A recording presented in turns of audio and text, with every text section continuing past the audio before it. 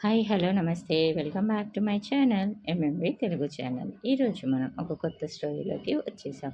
Story పేరు అందమైన శత్రువుతో 60 రోజులు పార్ట్ 1లోకి వచ్చేసాం. హైదరాబాద్ ఎయిర్పోర్ట్ మామూలుగానే చాలా హడావుడిగా ఉందా సమయంలో విజిటర్స్ లాంజ్లో కూర్చొని మరోసారి అసహనంగా వాచ్ చూసుకున్నాడు నిరంజన్.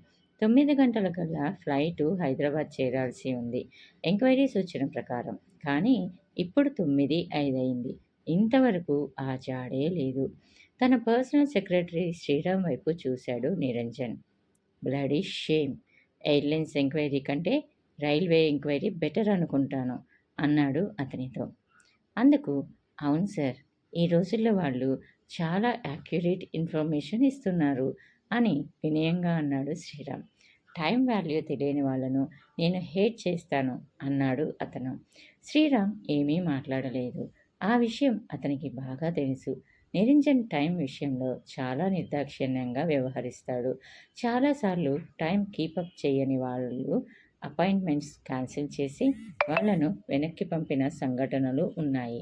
అవతలి వ్యక్తి ఎంత గొప్పవాడైనా సరే అతన్ని అలా ఇన్సల్ట్ చేయటం వల్ల తమకు ఎంత నష్టం కలగబోతున్నా సరే అతను లెక్క చేయడు.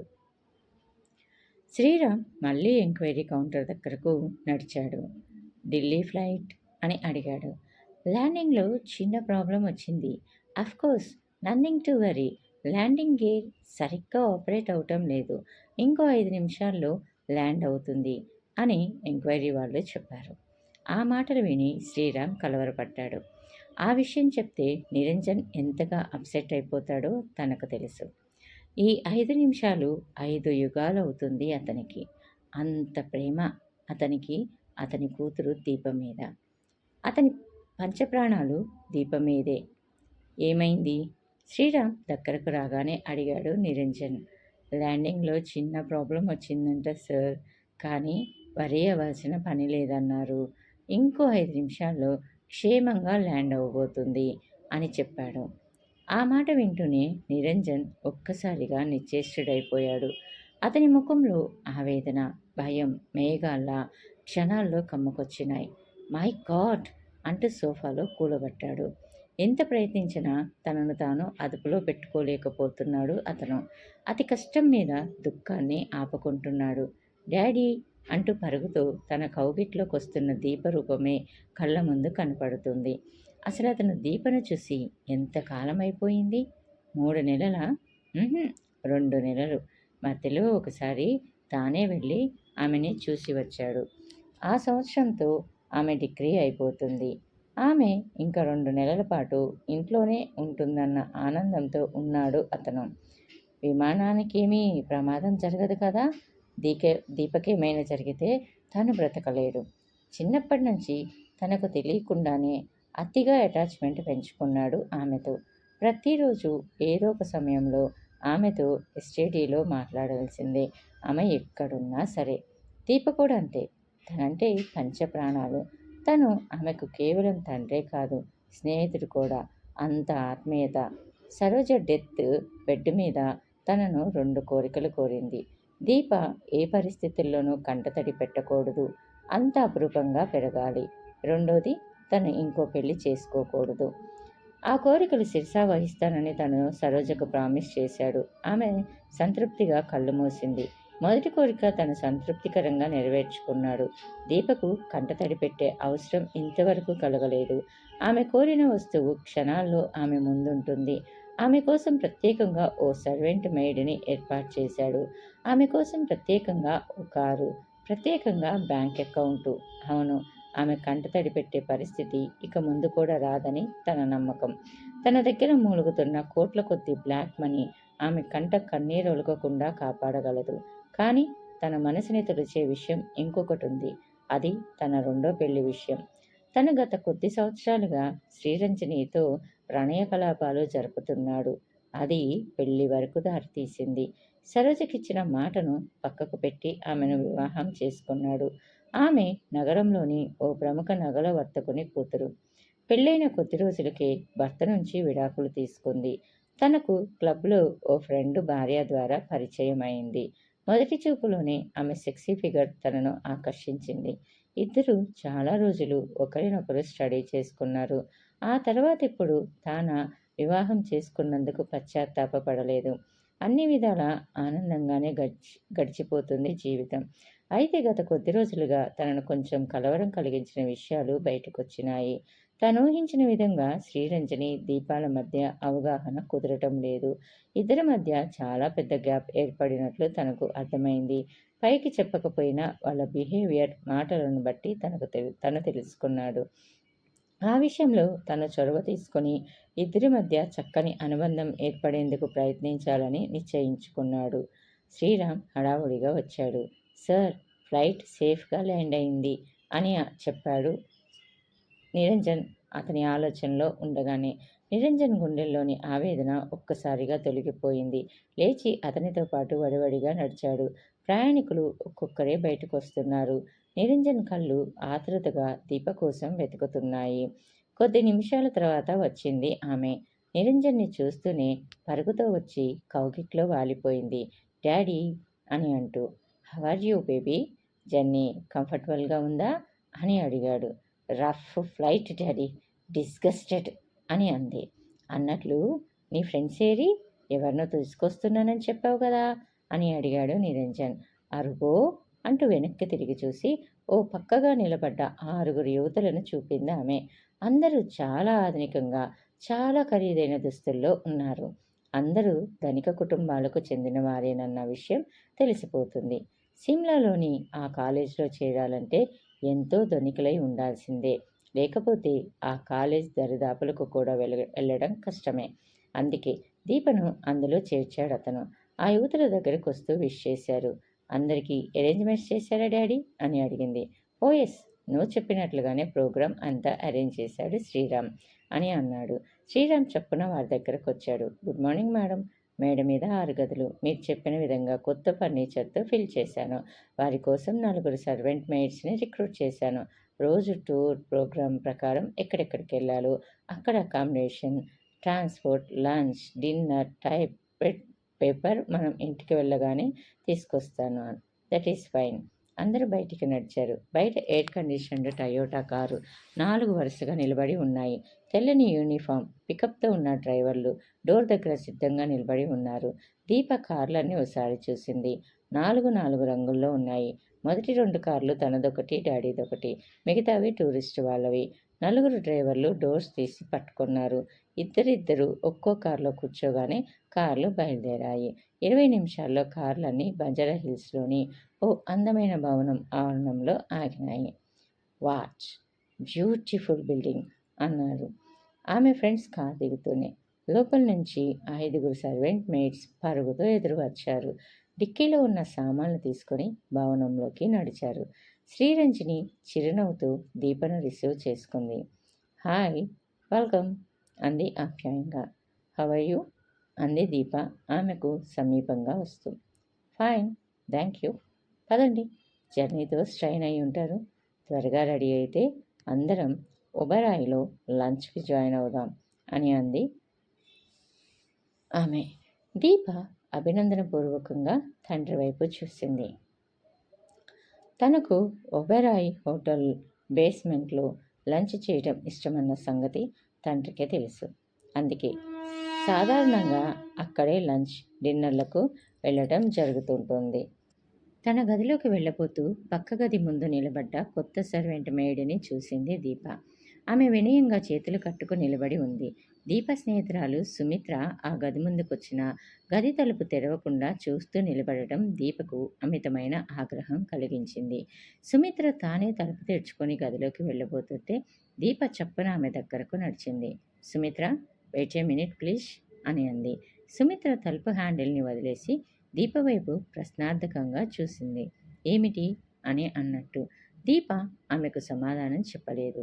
తిన్నగా సర్వెంట్ మెయిడ్ దగ్గరకు నడిచింది. Bloody full. ఆమె వస్తుంటే గది తలుపు ఓపెన్ చేసి నిలబడాలని తెలీదా? కోపంగా అడిగింది. అందుకు ఆమె, తెలియదు మేడం, సారీ, ఇప్పుడు అని అంటూ ఉండగానే ఆమె మాట పూర్తి కాకుండానే ఆమె చెంప మీద పడింది దెబ్బ. ఇది సర్వెంట్ మెయిడ్స్కి ట్రైనింగ్ సెంటర్ అనుకున్నావా? గెట్ అవుట్, వెళ్ళి ముందు అని అంది. ఆ యువతి కళ్ళ వెంబడి నీళ్లు తిరిగినాయి. ఐఆమ్ సారీ మేడం అని అంది. ముందు బయటికి నడుస్తావా లేదా అని అంది దీప. ఈ ఒక్కసారికి క్షమించండి మేడం. మా కుటుంబ పరిస్థితి బాగుండక ఈ మెయిడ్ జాబ్‌కొచ్చాను. ఇదే మొదటి సర్వీసు. ఇక ముందు అని అంటూ ఉండగానే దీపకి సహనం నశించిపోయింది. ఆమె మెడ మీద చెయ్యి వేసి విసురుగా తోసింది మెట్ల వైపు. ఆమె ఆ విసురుకి కింద పడిపోయి నిలదొక్కుకొని కన్నీరు తుడుచుకుంటూ మెట్లు దిగి వెళ్ళిపోసాగింది. వెంటనే పక్కనే ఉన్న ఇంటర్‌కమ్ ఫోన్ అందుకుంది దీప. క్షణాల్లో శ్రీరామ్ ఫోన్‌లోకొచ్చాడు. శ్రీరామ్, అదెవత్తో హోప్‌లెస్ మెయిడ్‌ని అరేంజ్ చేశావా? నీకేం బ్రెయిన్ లేదా? సర్వెంట్ మెయిడ్‌ని ఎలా ఉండాలో తెలీదా? రా హ్యాండ్స్ తీసుకొని వచ్చి ఇక్కడ పెట్టడానికి బుద్ధుండక్కర్లేదు అంటూ విరుచుకుపడిందామె శ్రీరామ్ మీద. I'm sorry madam. ఆమె ఎవరో చెప్తే రీప్లేస్ చేస్తాను వినయంగా అన్నాడు అతను. మెట్లు దిగి వస్తుంది చూడు. కొత్త మెయిడ్ వచ్చే వరకు వేరే వాళ్ళు ఎవరినైనా పంపించు అని అంది. ఓకే అని అంది. ఓకే మేడం అని అన్నాడు శ్రీరామ్. ఆమె ఫోను డిస్కనెక్ట్ చేసింది. సారీ సుమిత్ర, ఆ మేనేజర్ గాడో ఈడియట్ నిజంగా. నా మెయిడ్‌ని తీసుకో నువ్వు. I will manage with our domestic staff అని అంది. థ్యాంక్ యూ చెప్పింది సుమిత్ర. దీప సర్వెంట్ మెయిడ్ చకచకా నడిచి ఆమె గది డోర్ తెరిచి పట్టుకుంది. సుమిత్ర లోపలకు వెళ్ళగానే దీప సంతృప్తిగా తన గది వైపు నడిచింది. చిరంజీవికి హఠాత్తుగా మెలకువ వచ్చింది. బయట నుంచి గట్టిగా ఎవరో అరుస్తూ మాట్లాడుతున్న శబ్దం వినపడుతుంది. ఇంత బడాచూర్ పిల్లల్ని నేనెక్కడా చూడలేదయ్యా. పిల్లల్ని పెంచడం చేత కాకపోతే అనాథ శరణాలయంలో ఇచ్చేయాలి. అంతేకాని ఇలా దేశం మీద వదిలేస్తే ఎలా? అంటుంది ఓ ఆడగొంతు. వదలకేం చేస్తాడు? తానే ఓ దేశ దిమ్మరయ్యే. తను దూరకంత లేదు, మెడకు డోలు కట్టుకున్నాడట ఎవడో. అలా ఉంది వీడి తంతు అంటూ మగ గొంతు. ఇంకొన్ని గొంతులు బిక్కరగా నవ్వుతున్నాయి. చిరంజీవి ఉలిక్కిపడి లేచి కూర్చున్నాడు. ఆ మాటలన్నీ ఆ స్లమ్స్లో తనకే వర్తిస్తాయి. ఒకవేళ దండయాత్ర తన మీదే కాదు కదా అని అనుకుంటున్నాడు. ఇక్కడ ఇంత రాద్ధాంతమవుతున్నా లోపల వాడికి చీమ కుట్టినట్లయినా ఉందేమో చూడు. ఎవడేమైనా తిట్టని, మనకేమనుకొని పడుకున్నాడు. మళ్ళీ అంటుంది ఆడగొంతు. చీము నెత్తురు ఉన్న సరికైతే కదా మాట్లాడడానికి అని మగ గొంతు. ఒంట్లో సీము నెత్తురు ఎక్కడుందహ, లోపలంతా నాటు సారతో నిండిపోయి ఉంది. మూడో వాళ్ళెవరో గొంతు కలిపారు. యారా దొంగనాయాల, యాడ్రా మీ చిన్నానా ఆడంగోడిలా లోపల దాక్కున్నాడేంట్రా, రమ్మను అని అన్నాడు. మళ్ళీ నవ్వులు. చిరంజీవికి కోపంతో ఒళ్ళు వేడెక్కిపోయింది. సందేహం లేదు, ఆ మాటలని తనను ఉద్దేశించే. మళ్ళీ రాజుగడు ఏదో చిలిపి పని చేసి ఉంటాడు, అందుకే గొడవంతా అని అనుకుంటూ బద్ధకంగా లేచి నిలబడి ఒళ్ళు విరుచుకొని లుంగి బిగించి కట్టుకొని పెంకుటింటి బయటకు నడిచాడు అతను. ఇంటి ముందే నిలబడి ఉన్నారు రంగబాబు, అతని భార్య సీతమ్మ. రంగబాబు చేతిలో రాజుగడి చొక్కా కాలరు, పోలీస్ చేతిలో ఇరుక్కుపోయిన దొంగల తల వంచుకొని నిలబడ్డాడు రాజు. వారి చుట్టూ మూగిన చుట్టుపక్కల ఇళ్ళవాళ్ళు. ఏంటి మాట్లాడుతున్నారు అని అడిగాడు చిరంజీవి రంగబాబు వంక చూస్తూ. రంగబాబు ఆ చూపు చూసి కొంచెం తగ్గాడు. ఏమిటేమిటయ్యా, ఇప్పటికిప్పుడే ఇది రెండోసారి వీడు మా పెరట్లో అరటికాయల నుంచి పళ్ళు కోసి దొంగతనం చేయటం. లాస్ట్ మినిట్లో నేను పెరటికి వచ్చి చూడబట్టి దొరికాడు కానీ లేకపోతే మొత్తం గల ఖాళీయేగా.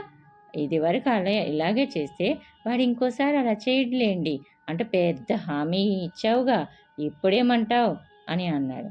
అంత చేత కానోడివి ఆ పిల్లల్ని అనాథ శరణాలయంలో చేర్చవయ్యా, శుభ్రంగా బతుకుతారు. అంతేకాని దొంగలుగా చేసి దేశం మీదకి వదిలేస్తే ఎలా? అతని భార్య అరుస్తుంది. చిరంజీవికి కోపం మంచుకొస్తుంది. ఆపు అంటూ బిగ్గరగా అరిచాడు అతను. ఆ అరుపుతో ఆమె గొంతు టక్కన మూతపడింది. వాడిని వదులు ముందు రంగబాబు వైపు కోపంగా చూస్తూ అనేసరికి రంగబాబు చటుక్కున రాజుని వదిలేశాడు. చిరంజీవి రాజు జుట్టు పట్టుకున్నాడు. యారా, వాళ్ళ ఇంట్లో అరటిపళ్ళు కోసావా అని అడిగాడు. వాడు భయంగా తల ఊపాడు కోసానని. అంతే, వాడి చెంప చెల్లుమంది. ఆ ఫోర్స్కి కింద పడి చెంప పట్టుకొని బిగ్గరగా ఏడవసాగాడు. ఆ దృశ్యం చూసి అక్కడ మోగిన వారంతా చెల్లా చెదిరైపోయారు. అరటిపళ్ళ ఖరీదు ఎంత అవుతుందో చెప్పు, ఇచ్చేస్తాను. ఇంకొక్క మాట మాట్లాడావంటే అరటిపళ్ళు కాదు, నీ పళ్ళు రాలగొడతాను తెలిసిందా అని అన్నాడు.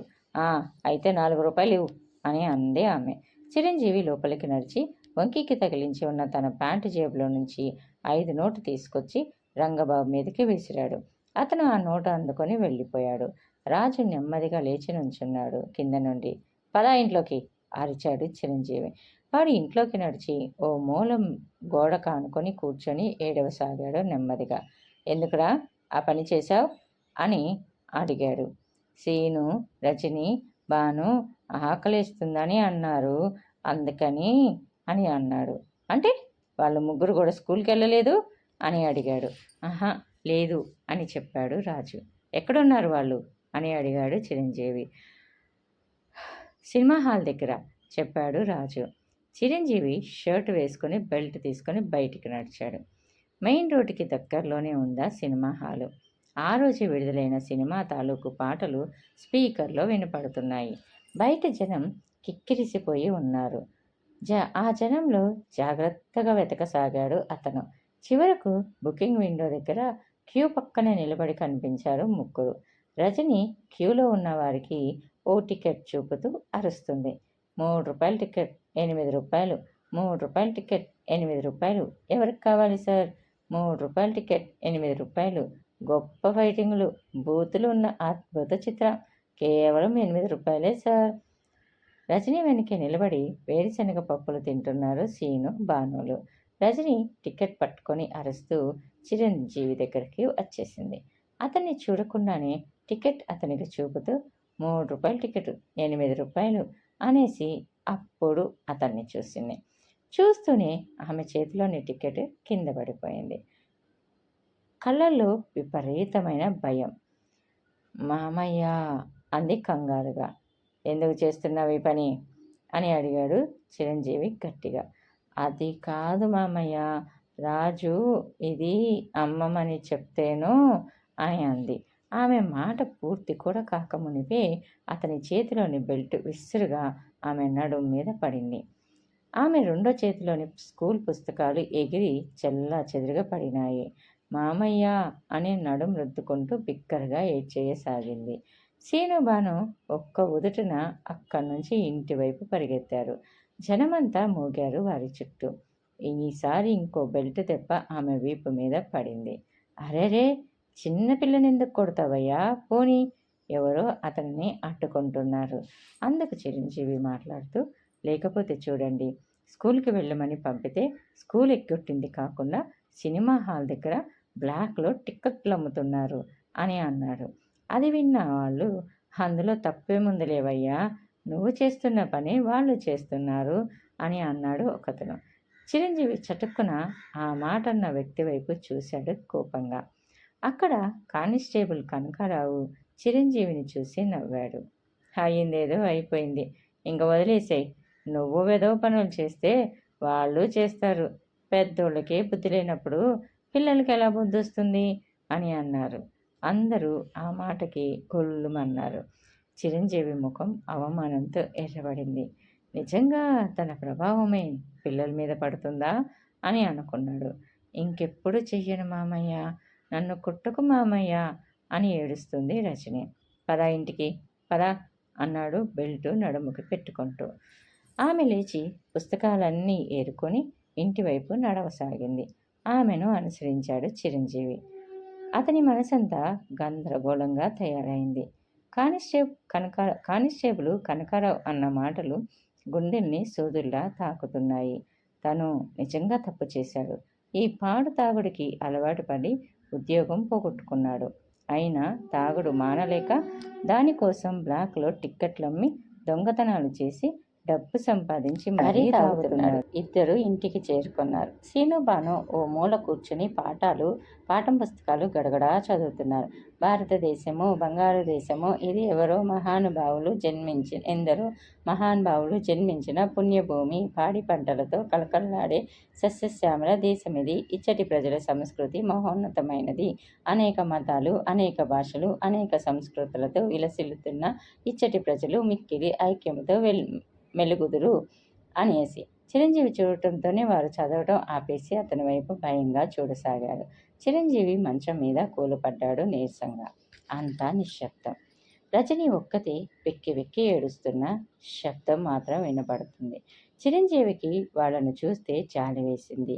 తను అక్కయ్యకు ఏం చెప్పాడు? నీ పిల్లలకేం భయం లేదక్కా, వాళ్ళను ప్రాణప్రదంగా చూసుకుంటాను, మంచి చదువులు చెప్పించి గొప్ప వాళ్ళను చేస్తాను అని కదా చెప్పింది అక్కయ్యతోటి అని అనుకున్నాడు.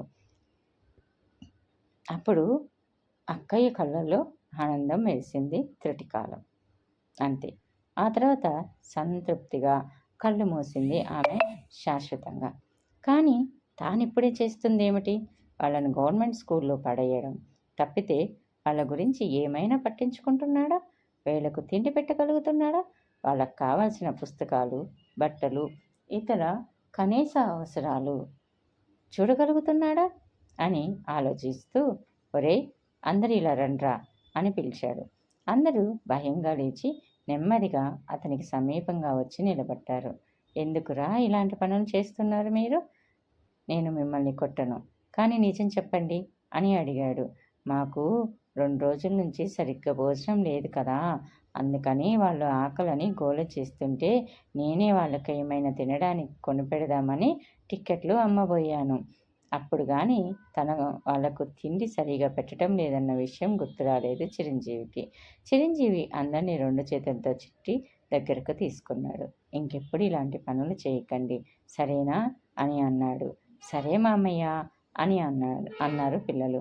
ఆకలిస్తే నన్ను అడగండి, అంతేగాని అలాంటి పనులు చేయకూడదు అని చెప్పాడు. అందుకు కానీ నువ్వెప్పుడు తాగి పడుకుంటావు కదా, నిన్నెలా అడగడం అని అన్నారు. సరేరా, నేను కూడా తాగుడు తగ్గించేస్తాను. రేపటి నుంచి నేను మళ్ళీ ఉద్యోగంలోకి వెళ్తాను. మీకు ఇంకెప్పుడు ఎలాంటి లోటు రాకుండా చూస్తాను, సరేనా అని అన్నాడు. ఎవరూ మాట్లాడలేదు. అతని గుండెల మీద వాలిపోయారు అందరూ. ఆల్ రైట్, పదండి, ఇవాళ బ్రహ్మాండమైన వంట చేస్తాను, అందరం కలిసి భోజనం చేద్దాం. ఒరే రాజు, నువ్వు వెళ్ళి బియ్యం, పప్పులు, నూనె అన్నీ తీసుకురా అంటూ తన జేబులో చేయి పెట్టాడు అతను. 5 నోటు బయటకు వచ్చింది. ఆతృతగా 50 నోటు కోసం ప్యాంటు జేబులు కూడా వెతికాడు. జేబులు ఖాళీ. దొంగ రాస్కల్స్, 50 నోటు కొట్టేశారు అన్నాడు అతను. ఎవరు మామయ్య అని అడిగారు పిల్లలు. తెలీదు, సారా దుకాణంలో ఎవడైనా అయ్యుండొచ్చు. సరే, ఓ పని చేయి రాజు, మంగప్ప దుకాణంకి వెళ్ళి నేనిమ్మన్నానని చెప్పి సరుకులు తీసుకురా, డబ్బు రేపిస్తానని చెప్పు. రజని, వాడికి సంచులు, నూనె సీసా అన్నీ ఇవ్వు, నేను ఈలోగా వెళ్ళి కూరగాయలు తీసుకొస్తాను అని చెప్పాడు చిరంజీవి. సరే మామయ్య అని అంది. వాడు వెళ్ళగానే తాను సైకిల్ తీసుకొని మెయిన్ రోడ్డు మీద ఉన్న కూరగాయల దుకాణానికి వెళ్ళాడు. అతన్ని చూస్తూనే నమస్తే అన్నయ్య అంటూ చిరునవ్వుతో పలకరించాడు దుకాణం అతను. నమస్తే తమ్ముడు అని అన్నాడు చిరంజీవి. ఏమిటన్నయ్య, చాలా రోజులకు మళ్ళీ కూరగాయల మీదకు మనసు పోయింది అని అన్నాడు. ఆ మాటకి చిరంజీవి సిగ్గుపడ్డాడు. ఈ మధ్యన ఇన్ని రోజులు రాక్షసుడి వేషం వేశానులే, ఇప్పుడు మళ్ళీ మనిషి రూపం వచ్చేసింది అని అన్నాడు. ఆ మాటలకి వాడు పగలబడి నవ్వాడు. ఏం కూరగాయలు తింటావన్నయ్య అని అడిగాడు. నా దగ్గర 5 రూపాయలు ఉంది, దీనికి ఎన్ని రకాలు వస్తే అన్ని రకాలు ఇవ్వు అని అన్నాడు. వాడు 5 నోటు తీసుకుని కొన్ని కూరగాయలు సంచిలో వేసి ఇచ్చాడు. చిరంజీవి ఇంటికి చేరుకునేసరికి రాజు ఖాళీ సంచులతో ఇంటి ముందు నిలబడి ఉన్నాడు. ఏమిట్రా, ఏమైంది అని అడిగాడు చిరంజీవి రాజుని. మంగప్ప అప్పు ఇవ్వనన్నాడు మామయ్య, ఇదివరకే నువ్వు 200 రూపాయలు ఇవ్వాలంట అని అన్నాడు. అలాగా, అంత దూరం వచ్చిందా వ్యవహారం, పద సైకిల్ ఎక్కు అని అన్నాడు చిరంజీవి. రాజు సైకిల్ ఎక్కి కూర్చున్నాడు. 2 నిమిషాల్లో మంగప్ప దుకాణం ముందాగింది సైకిల్. అతన్ని చూస్తూనే మంగప్ప ముఖంలో కళ తప్పింది. ఏయ్ మంగప్ప, మా పార్టీ వాళ్ళు బంద్ చేయించిన రోజు నీ దుకాణం తెరిచి సరుకులు అమ్ముకున్న విషయం మర్చిపోయావా? ఆ రోజు నేను చూసి చూడనట్లు ఊరుకున్నా కాబట్టి సరిపోయింది. అదే నేను మా పార్టీ వాళ్ళని పిలిపించి నీ దుకాణం లూటీ చేయిస్తే ఏం చేసిండేవాడివి అని అడిగాడు. అందుకు మంగప్ప మాట్లాడుతూ, అది కాదు గురు, అది వరకి బాకీ అని అంటుండగా, అలాగే, సరే బాకీ తీరుస్తాను, రేపే తీరుస్తాను నీ బాకీ, నీకు కావాల్సింది బాకీ తీర్చడమేగా, తీరుస్తా అని అన్నాడు. చిరంజీవి వెనక్కి తిరగబోతుంటే మంగప్ప పరుగుతూ వచ్చి చిరంజీవి చేతిలోంచి సంచి లాక్కున్నాడు. అరెరే, అంత కోపమైతే ఎలా గురు, ఏం కావాలో చెప్పు అని అన్నాడు. ఏమీ అక్కర్లేదు అంటూ మళ్ళీ సంచి లాక్కొని రాజుతో పాటు ఇంటివైపు సైకిల్ నడపసాగాడు అతను. అరెరే గురు, ఆ గురు, గురు, గురు అంటున్న చిరంజీవి వినిపించుకోలేదు. ఇంటికి తిరిగి వచ్చేసి మంచం మీద కూలబడిపోయాడు. అతని మనసంతా చిరాగ్గా తయారైంది. తను నిజంగా జీవితాన్ని నరకం చేసుకుంటున్నాడు. ఇదంతా నా తాగుడు అలవాటు వల్లే జరుగుతుంది. అంతకుముందు డబ్బుకి లోటు ఉండేది కాదు. 1000 రూపాయల జీతం వచ్చేది.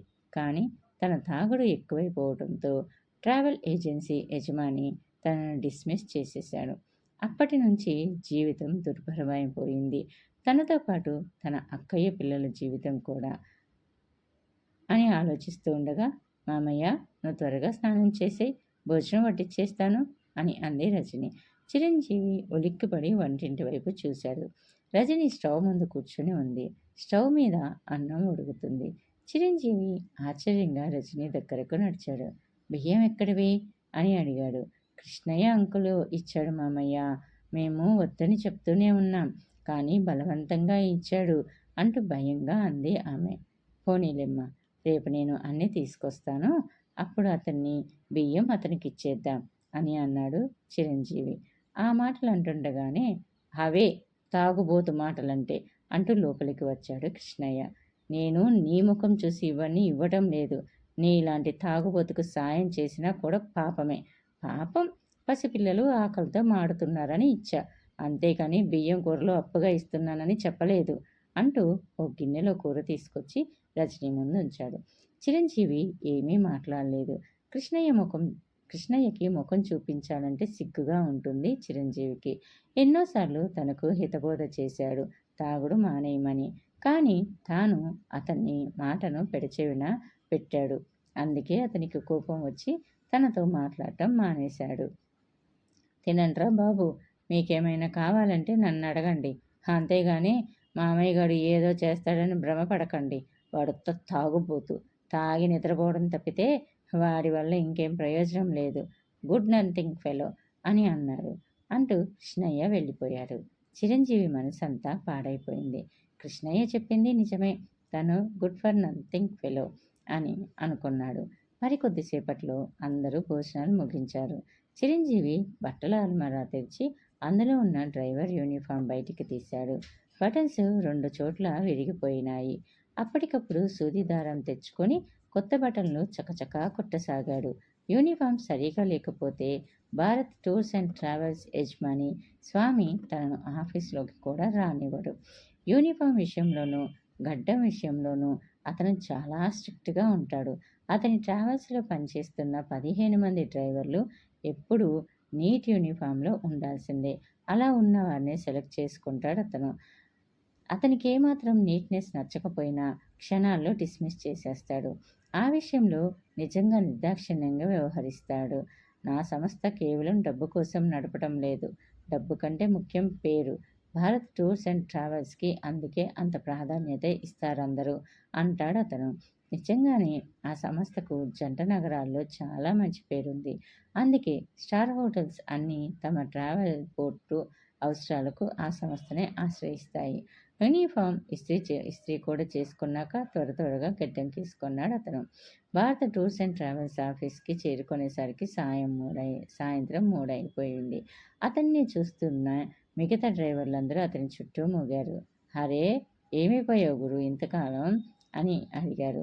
బాగా మందిక్కువ కొట్టేస్తున్నావని అంటున్నారే, నిజమేనా అని అడిగారు ఇంకొందరు. ఇంకెక్కడైనా వర్క్ చేస్తున్నావా బ్రదర్ అంటూ ఇలా రకరకాల ప్రశ్నలతో అతన్ని ముంచెత్తారు.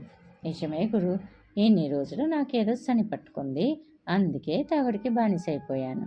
కానీ ఇప్పుడు స్పృహలోకి వచ్చాను, ఇంకెప్పుడు అలాంటి పని చేయను మళ్ళీ అని అన్నాడు. ఆ మాటకి అందరూ పగలబడి నవ్వుతుంటే అతను కోపంగా చూశాడు. దాంతో నవ్వులాగిపోయినాయి. స్వామి దగ్గరకు నడిచాడు అతను. సెక్రటరీ అతన్ని చూసి చిరునవ్వు నవ్వింది.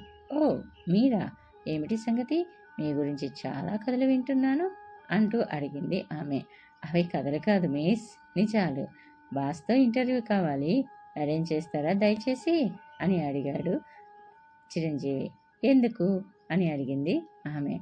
మళ్ళీ నేను ఉద్యోగంలో చేరుతాను అని అన్నాడు. ఆ మాటకి ఆమె నవ్వింది. మిమ్మల్ని ఇంకా ఉద్యమంలోకి తీసుకుంటారనే అనుకుంటున్నారా మీరు అని అంది ఆమె. ఓ ఎస్